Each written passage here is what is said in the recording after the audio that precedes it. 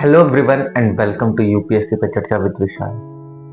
तो ये वीडियो जो कि फर्स्ट अटेम्प्ट देने वाले हैं उनके लिए तो बहुत ज़्यादा कारगर होने वाली है और बाकी सबके लिए भी ये बहुत ज़्यादा इम्पोर्टेंट है, क्योंकि इसमें मैंने अपना खुद का एक रियल एक्सपीरियंस शेयर करा है जो कि मेरे ऊपर बीत रहा था उस टाइम पे, और मैं अपने आप को कैसे मैनेज करके लेके चला। देखिए, जिस टाइम पे मैं अपना फर्स्ट अटेम्प्ट देने वाला था तो ऑब्वियसली बात है, सबके मन में होता है कि उसका फर्स्ट अटेम्प्ट में क्रैक हुआ एग्ज़ाम और वो आईएएस की जॉब को ले ली। बट कई बार जैसा हम सोचते हैं वैसे चीज़ें नहीं होती हैं। ऐसा भी नहीं है कि हमेशा वैसा ही होगा जैसा आप सोच रहे हैं, होगा वैसा, लेकिन कुछ टाइम लग जाएगा, क्योंकि कुछ चीज़ें आपके हाथ में नहीं होती हैं। आपके हाथ में सिर्फ जस्ट लाइक मेहनत करना है, बाकी अदर चीज़ें आपके हाथ में नहीं है। तो सेम मेरे साथ भी ऐसे ही हुआ। मैंने अपना प्रॉपर 2 से 3 साल प्रिपरेशन अच्छी तरीके से करके फर्स्ट अटेम्प्ट दिया। ये नहीं कि मैंने कभी ट्राई करने के लिए अटेम्प्ट दिया हो या कुछ नहीं, मैंने अपना एक प्रॉपर हर एक चीज़ करके एनसीईआरटी सिलेबस पूरा करके आंसर राइटिंग कंप्लीट करके एकदम बेटर वे में मैंने एग्ज़ाम दिया। और उस साल मेरा किसी कारणवश प्रीलिम्स ही नहीं निकल पाया, जबकि मैंने उस साल अपने अटेम्प्ट के लिए सबसे ज़्यादा मेहनत करी थी। शायद या तो मैं अपने आप को ओवर बर्डन कर गया था, या मैं बहुत ज़्यादा चीज़ों को एकदम अपने ऊपर हावी कर रहा था। हावी क्या कर रहा था कि मेरे दिमाग में एक चीज़ कभी ना कभी चलती रहती थी, अरे मेरे को फर्स्ट अटेम्प्ट में निकालना है, मेरे को ये करना है। क्योंकि एक रील वाली दुनिया उस समय पे चालू हो गई थी। ये नहीं कहूँगा कि मेरे ऊपर भी उसका प्रभाव नहीं पड़ा, मेरे ऊपर भी उस चीज़ का हल्का बहुत प्रभाव पड़ा। जब चीज़ें सामने आती थी, अरे क्या लेविश लाइफ होती है, मेरे भी होगी तो कितना अच्छा लगेगा। जबकि मेरे पास एक मोटिव भी है कि क्यों मेरे को आईएएस बनना है, लेकिन जैसे ही वो आया, ये जो रील वाला चाल चलन था उस टाइम पे धीरे धीरे स्टार्ट हो गया था।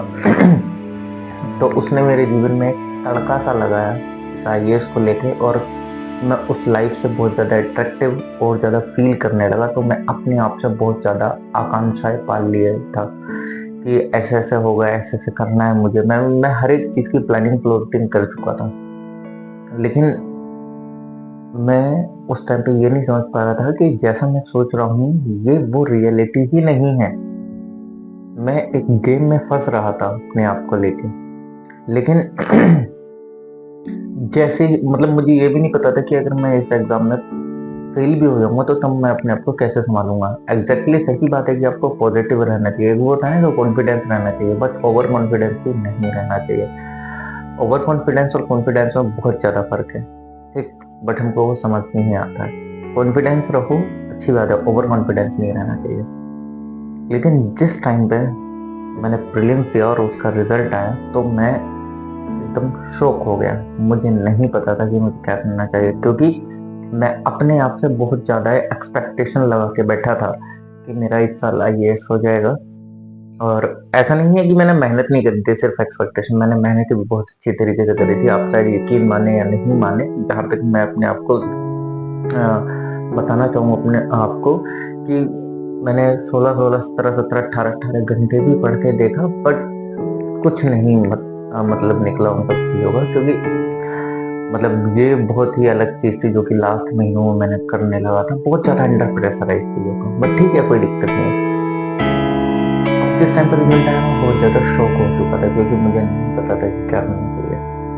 अब मेरे दिमाग में एक ही चीज़ चल रही थी, अरे मतलब क्योंकि मैं एक्सपेक्टेशन इतनी ले चुका था कि मुझे क्या करना चाहिए क्या नहीं करना चाहिए। अब तो सब कुछ खत्म हो गया, ठीक है नहीं, मैं तो अब कुछ कर ही नहीं सकता, मेरे से कुछ होगा ही नहीं। मैं 1-1.5 महीने तक सिर्फ यही चीज़ें सोचता रहा, अपने आप को समझाता रहा, क्योंकि अंदर से मैं चीज़ एक्सेप्ट नहीं कर पा रहा था ना, वो चीज़ जो मैं 3 सालों से एक एक्सपेक्टेशन लगा के बैठा था और वो चीज़ नहीं हुई। तो अब जब ये इन सारी चीज़ों से गुजर रहा था तो बीच में बहुत बार डिप्रेशन, एंजाइटी, इन सारी चीज़ों का भी शिकार हुआ। हालांकि सुसाइडल थॉट्स भी इस तरीके के आते थे, बट शायद मैं कहूँगा कि मेरे परिवार की परवरिश इस तरीके से थी कि कभी मैंने वो सब कदम उठाने का मतलब जहन में नहीं आया। बट हाँ, वो थॉट्स होते हैं ना, तो वो थॉट्स आते हैं। तो मैंने अपने आप को समझाया कि यार मैं क्यों इस चीज़ को अपनी ज़िंदगी मान के बैठा हूँ? क्या मैं एक पोज़ीशन के लिए अपना सब कुछ त्याग दूँ क्या? मतलब सिर्फ़ देर कि एक ये पोज़ीशन, इस पोज़ीशन के लिए मैंने अपना सुख चैन हर एक चीज़ त्याग दी है। अगर ये नहीं मिली तो क्या होगा? चलो जब मिल गई तो तब तो मेरा एक जीवन ठीक-ठाक हो जाएगा, कोई दिक्कत नहीं है कि हाँ, ऐसा नहीं कि आप किसी एक जगह के राजा बन गए, यू आर पब्लिक सर्वेंट ना, तो आपको चीज़ें अच्छे से चीज़ें लेके चलनी है। तो अब मैं इस एक पोज़ीशन के लिए अपनी हर एक चीज़ को त्याग दूँ, मैं अपना जीवन त्याग दूँ इसके लिए, ये कहाँ तक तर्कसंगत है कि नहीं? अच्छी बात है कि मैं इसके लिए अभी भी ट्राई कर रहा हूँ, कोई दिक्कत नहीं है। ये जस्ट एक पोज़ीशन है, ये लाइफ़ नहीं है। लाइफ़ इससे कहीं बड़ी है। This is not a life, this is just a position. और इस पोज़ीशन के लिए आप अपने आप को इस तरीके से चीज़ों में नहीं डाल सकते। इसके अलावा भी बहुत ऑप्शंस हैं आपके पास। मैं ये नहीं कह रहा कि आप इसको मत लो, इसको भी लो, बट इसको अपनी ज़िंदगी मत बनाओ। इसको रख के अपने आप से एक्सपेक्टेशन ज़्यादा मत रखो। ये रील वाली दुनिया से थोड़ा-सा बाहर निकल के रियलिटी में जीना सीखो। क्योंकि जब मैं चीज़ें सोच रहा था तो मैंने भी रियलाइज़ करा कि यार चलो ठीक है, मेरी फैमिली भी है, मेरी सिस्टर है, मेरे मदर-फादर हैं, अगर मैं ये सब कदम उठा लेता हूँ तो उनका क्या होगा? There is no one to take care. आज की दुनिया में कोई इतना खाली नहीं है जो आपके परिवार की भी मतलब टेक केयर करे, उनका देख-रखाव करे, नहीं करेगा। आप तो चले जाएँगे, लेकिन उनका जीवन एक तरीके से नर्क बन जाएगा उस टाइम। तो थिंक बिफोर, क्या एक पोजीशन की कीमत आपकी इस फैमिली से ज़्यादा है? नहीं होनी चाहिए, कभी भी। आपको सेवा ही तो करनी है ना, आपको सिविल सर्विसेज़ में आके पब्लिक सेवा करनी है, तो आप बहुत अलग रूप में भी कर सकते हैं।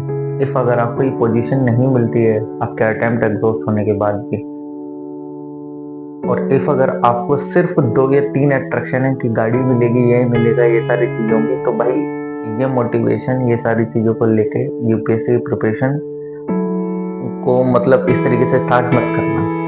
क्योंकि ये सिर्फ़ क्षण भर मात्र की होती है और आपके दिमाग में एंग्ज़ायटी, डिप्रेशन जैसी चीज़ें परमानेंट ला देंगी ये, जिस दिन आपको फेल्योर मिलेगा। तो आप इतने मैच्योर इनफ हैं कि आपको क्या करना चाहिए, क्या नहीं करना चाहिए। जो मेरे फर्स्ट अटेम्प्ट में मेरे साथ हुआ तो मैंने उससे हील हुआ, कोई दिक्कत नहीं, 1 से डेढ़ महीने में मैंने चीज़ों को समझ लिया कि हाँ, कैसे क्या करना है, और उसके बाद मैं एक नॉर्मल वे में अपने अटेम्प्ट देता चला गया। और आज भी मैं अटेम्प्ट देता हूँ, कोई दिक्कत नहीं है। मेरे 4 अटेम्प्ट हो चुके हैं और इस साल मैंने चौथा अटेम्प्ट दिया था। तो एज़ सच मैंने कभी अभी भी आज तक अपने आप को इतना एक्सपेक्टेशन नहीं रखी उस फर्स्ट अटेम्प्ट का, क्योंकि मैं उस फर्स्ट अटेम्प्ट से अपनी गलती सीख चुका था कि मैंने क्या गलती करी है। तो ये एक छोटी-सा एक किस्सा था जो कि मैंने आप लोगों के साथ शेयर करा। आई होप कि आप लोगों को ये कुछ प्रेरणा देगा कि आपको ये चीज़ें नहीं करनी चाहिए। और इफ अगर आपको कुछ भी डाउट है या कुछ भी आप सजेशन लेना चाहते हैं तो आप कमेंट सेक्शन में कमेंट कर सकते हैं, ताकि मैं आने वाली अपकमिंग वीडियोज़ में उसको एड्रेस करूँ। Thank you so much. Please like, share, comment and subscribe. मिलते हैं नेक्स्ट वीडियो में।